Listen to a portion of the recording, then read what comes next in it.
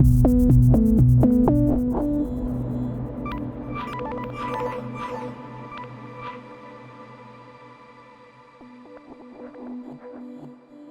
want to get real about a few things just for a few minutes here. I've been doing this for a long time, I've seen a lot of people come and go, and I've seen myself evolve as an artist and as a person. And as I watch a lot of you get into this, develop yourself, and grow over the years yourself, I'm going to be honest with you. It's like watching many different roller coasters all riding simultaneously at different parts of their lives. This is an interesting industry. Even if you take the industry out of this and just think about what you do in your own bedroom studio, writing music, using your ideas, thinking about things, and planning what you want to do next with it, whether it's just play it for a friend or play it for a record label. All of these things are hard. This is so hard to do because essentially in music, you are writing your emotions. You are writing certain parts of yourself into music. That's putting a secret and private part of you out there for people. It's putting it into musical form to share a piece of yourself with the world, even if it's just for your significant other or your mom or your best friends, or heaven forbid putting it out on SoundCloud so hundreds or thousands of people could hear it. That's taking something personal and putting it out for the world. You don't know what they're going to do with that, and I understand how hard that can be, especially when you start comparing yourself to other artists. I do it all the time. I do it to the point of punishing myself sometimes because I see how incredible so many young artists are. How are they coming up with this stuff? How are they so innovative? How are they so creative? They're using these tools so incredibly. I could never do that.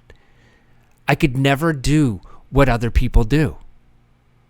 That's also kind of a beautiful thing. I'm not them. I'm me. I mean, I'll be honest. Sometimes I wonder how I have any sort of reputation or success in this industry. I know that sounds funny, but it's the truth. How did I get here? How do I keep sitting down here and making new music? Because I'll never be able to make something as good as the last thing I did. I'll never be able to do that again. And I'll never be able to do it as good as that person. These are thoughts that an artist goes through every single time they sit down here. How am I ever going to compete in this industry when it's so damn hard to succeed? Well, I got a secret for you. Everyone feels this way. Every artist that sits down here feels this way. It's part of the downside of being an artist. We feel things differently than a lot of people. We risk differently than a lot of other industries. We have to put ourselves out there at such a deep level.